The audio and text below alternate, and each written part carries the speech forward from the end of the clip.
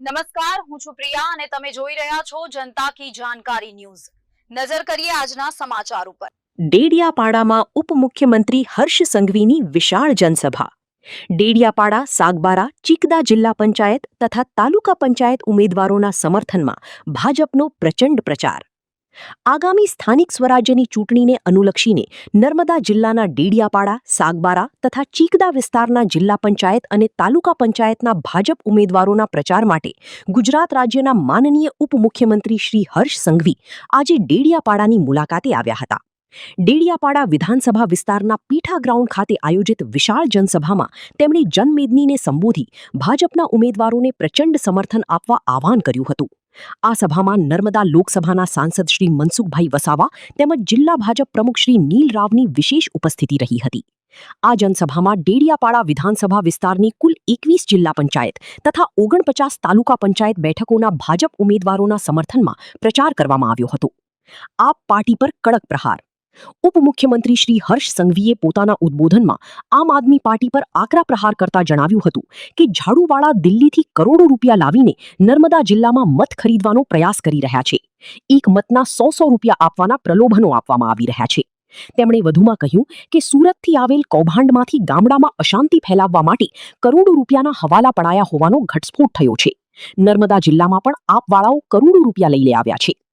ભાજપના વિકાસ કાર્યોનું વર્ણન। શ્રી હર્ષ સંઘવીએ જણાવ્યું હતું કે ભાજપ સરકાર દ્વારા નર્મદા જિલ્લામાં વિકાસના અનેક કાર્યો કરવામાં આવ્યા છે। રસ્તા, શાળા, પીવાના પાણીની સુવિધા તેમજ મફત સારવાર જેવી લોકહિતકારી યોજનાઓ દ્વારા ભાજપ સતત જનસેવામાં કાર્યરત છે। તેમણે કહ્યું કે ભાજપ વિકાસની રાજનીતિ કરે છે જ્યારે અન્ય પક્ષો માત્ર ખોટા વાયદા અને ગેરમાર્ગે દોરવાની રાજનીતિ કરે છે। નર્મદા જિલ્લામાં નવી બસો ફાળવાશે। સભામાં ઉપમુખ્યમંત્રી શ્રી હર્ષ સંઘવીએ મહત્વપૂર્ણ જાહેરાત કરતા જણાવ્યું કે નર્મદા જિલ્લાના જનહિતમાં આગામી સમયમાં ખાસ કરીને ડેડિયાપાડા આજે સંબોધન કર્યું। મિત્રો, આપણે બધા સૌ જાણીએ છીએ કે ગુજરાતમાં 2026 સ્થાનિક સ્વરાજ્યની ચૂંટણીઓ હાલ યોજાઈ રહી છે અને સમગ્ર ગુજરાતની અંદર આ સ્થાનિક સ્વરાજ્યની ચૂંટણીમાં ભારતીય જનતા પાર્ટીએ પેલી કહેવત છે કે પહેલો ઘા રાણાનો, એમ મિત્રો ગુજરાતની પ્રજાનો મિજાજ એ ઇલેક્શન પહેલા જ ગુજરાતના ઇતિહાસમાં પહેલીવાર જ ખબર પડી ગયો છે કે હજુ તો ઇલેક્શન 26 તારીખે થવાનું છે પણ 700 કરતાં વધારે ભારતીય જનતા પાર્ટીના ઉમેદવારો બિનહરીફ થઈ ચૂક્યા છે।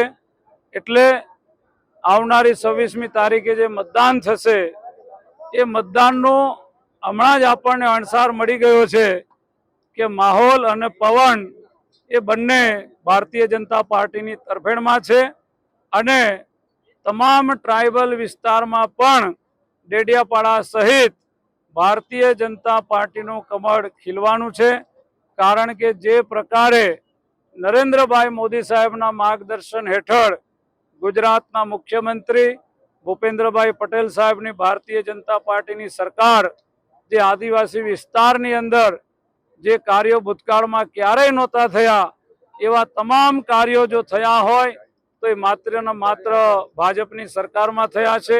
આજે આદિવાસી સમાજને વિકાસ જોઈએ છે એટલે જે ભૂતકાળમાં મની પાવર, મસલ્સ પાવર આવી રીતે જે રાજનીતિ ચાલતી હતી એ ગુજરાતમાં બંધ થઈ છે અને હવે વિકાસની રાજનીતિ ગુજરાતની અંદર આદિવાસી પટ્ટામાં પણ ચાલી રહી છે। ત્યારે આવનારા દિવસોમાં સમગ્ર અંબાજીથી ઉમરગામ સુધીના પટ્ટામાં ભારતીય જનતા પાર્ટીનો કેસરીયો એ ચોક્કસ લહેરાવાનો છે। સાહેબ, ડુમકલની વાત કરી તમે, કઈ પાર્ટી પર વિચારો છો તમારા સંબોધનમાં? ચલો દાદા બધું આપશે।